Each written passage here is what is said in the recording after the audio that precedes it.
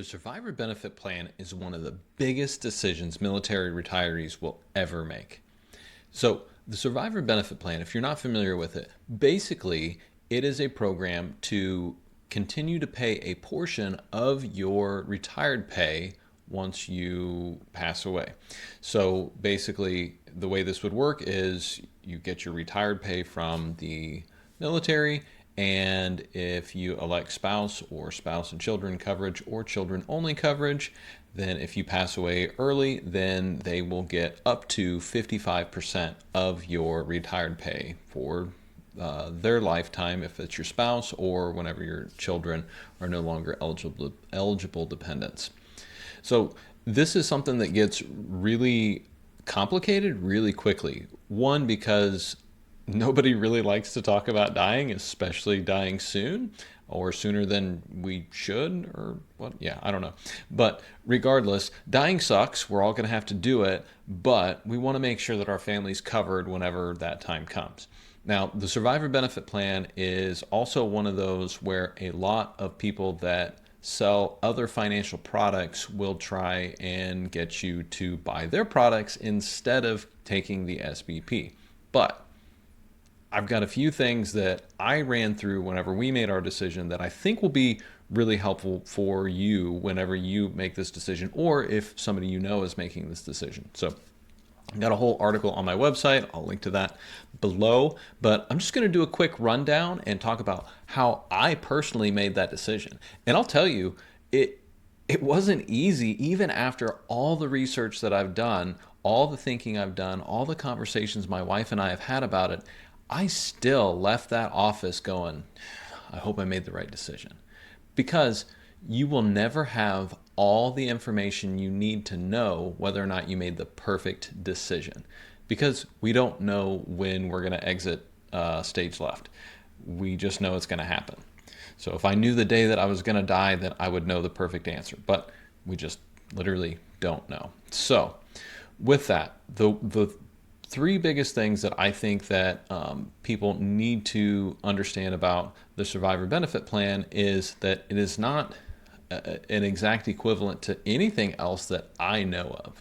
There are people that try and say it's similar to insurance or annuity or whatever, but it really is different. There's some very unique features, and also as far as simplicity's sake, there is no other product on the market that does what it does in such a simple and easy to understand fashion.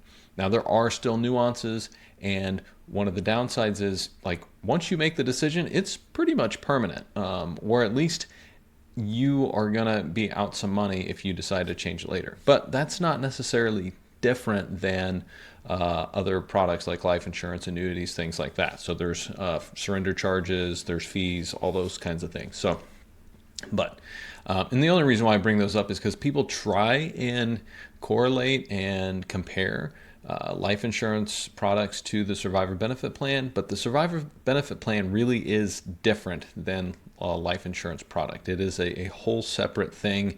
It will fill the need that can be filled by other products, but it fills a very specific need, and that's what I kind of want to get to here in a minute. But first, I want to just go over some of the key benefits to the survivor benefit plan and some of the drawbacks for the survivor benefit plan, and then I'll walk through kind of how we made our personal decision.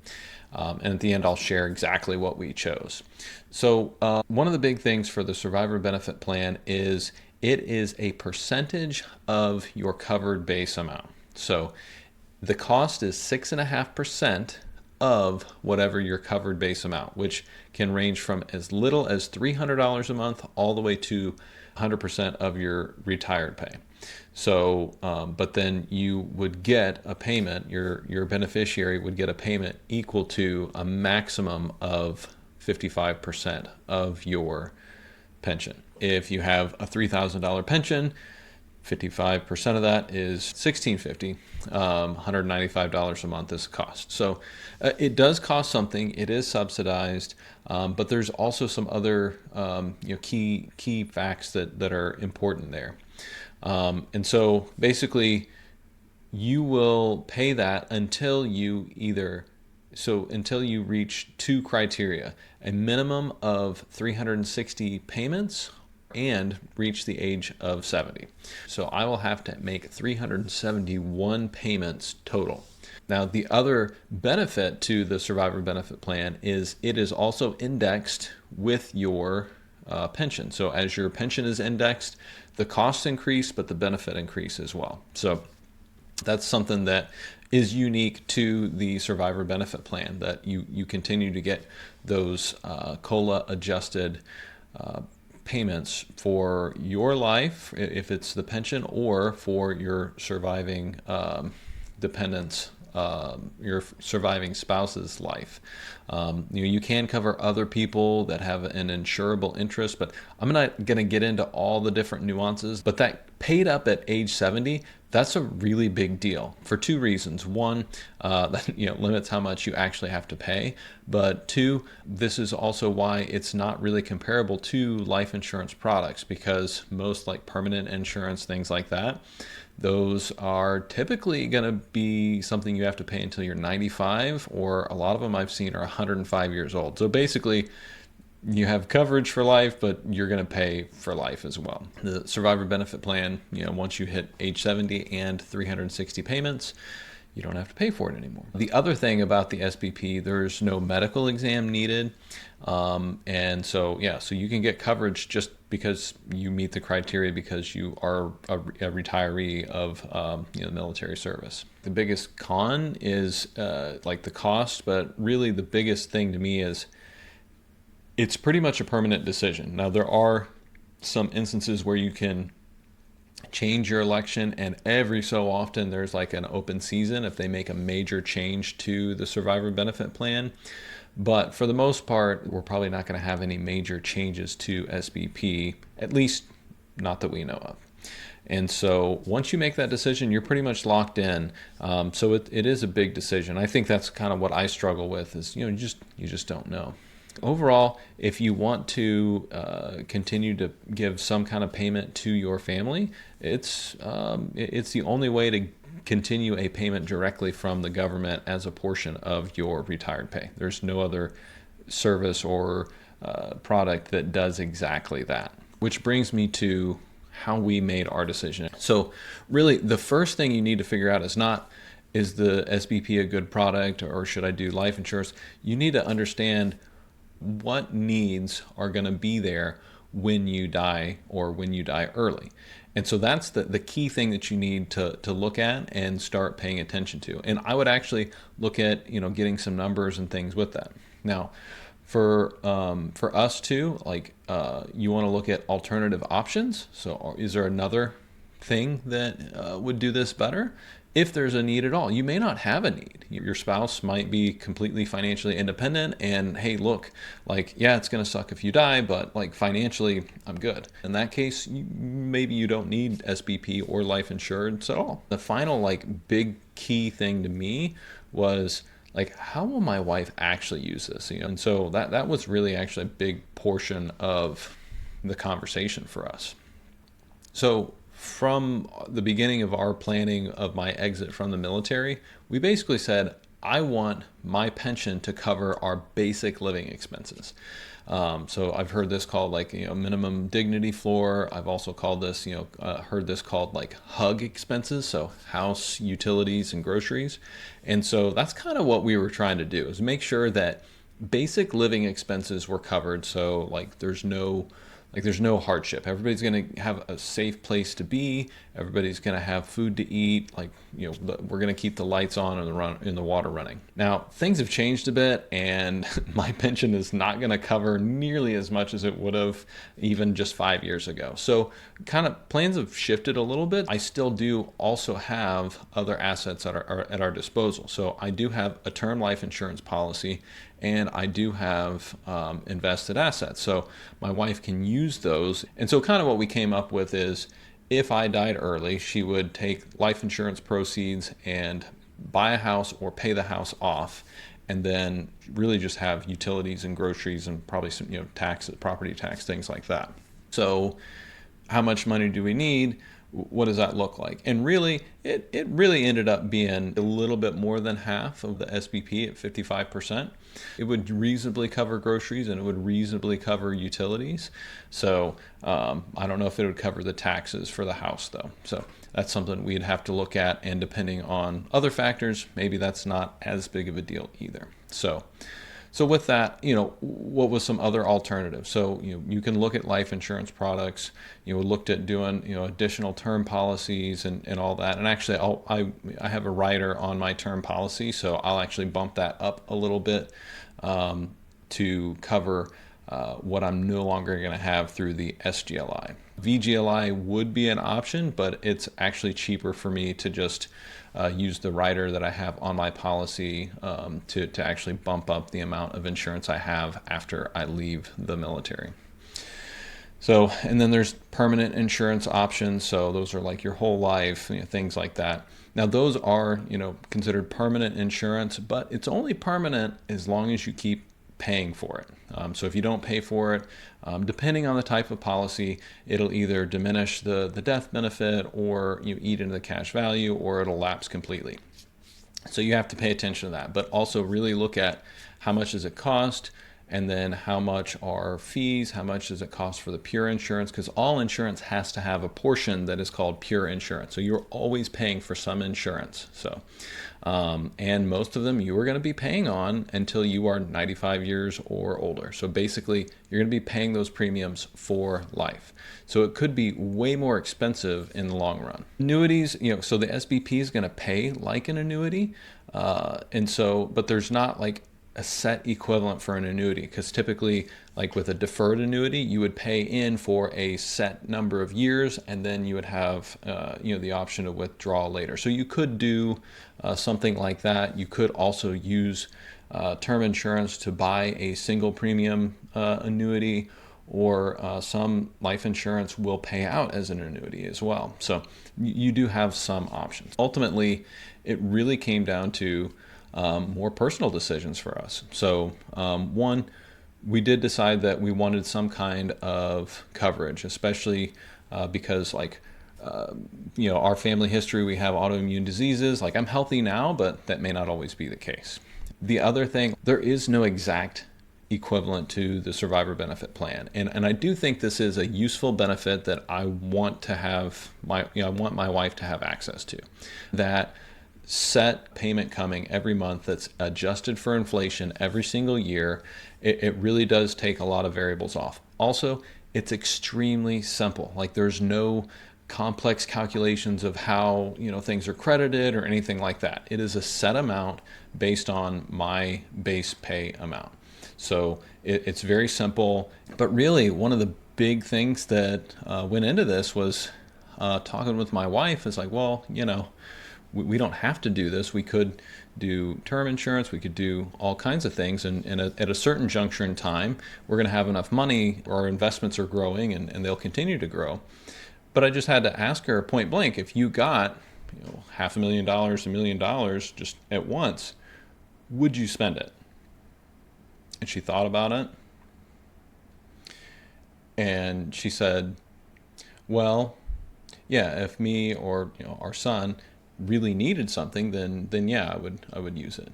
And my wife is very money avoidant. She saves stuff in envelopes and hides it away. That makes her feel good. So through conversations, okay, she would not spend this money. She would probably starve or live destitute nearly before she would spend that money. And that's not how I want her to live. I want her and my son to have money that they feel comfortable spending on a regular basis, and talking with her, if she got the paycheck every single month, that's meant to be spent. And also talking about, well, would you even be willing to pay the house off if that came? And that was no question. Yeah, I would pay the house off. It's a benefit that can never be taken away from her. So if she does remarry before age 55, then SBP stops. But if that marriage dissolves for whatever reason, she can start the SBP again. So even if she marries somebody that is a spendthrift and spends up all the money, or whatever happens, she'll always have that to fall back on. So long term, like, I know she's taken care of. And that is really what means the most to me. I want to make sure that if something happens to me, that she's always taken care of. And so really that was kind of the main, one of the main things that came into there is, one, we did have a need. We don't have enough money to completely cover everything. Two, even when we do, having some type of annuitized payment is very important for my wife to feel comfortable spending money. And three, it gives me peace of mind knowing that she's always going to be covered. And then the last part of that is over time, that 6.5% is just 6.5% of my actual retired pay. So not of my total income and not of our total net worth. Over time, that payment is going to become a much, much smaller amount of our income and net worth. And at age 70, it will go away completely. So in the grand scheme of things, it's actually just a tiny, tiny drop in the bucket of what is our total lifetime income. So that was another factor that I looked at in there. It's like, what is this? Does this hurt us long term if we never need it? And no, it doesn't hurt us. Like we will be just fine. If we lost that amount of money, if I went to Vegas, in a couple of years and blew that amount of money, we would still survive and still thrive. So that was kind of another kind of final kind of check, I guess you would say. So hopefully that kind of gives you an idea of kind of how we thought through this and how we went through this. Now, ultimately, I did decide to do 100, like the full coverage, so my full amount. So I'm going to pay 6.5% and get 55%. Or my wife will get 55% if I pass away early. So hopefully not, but statistically, I will probably predecease her.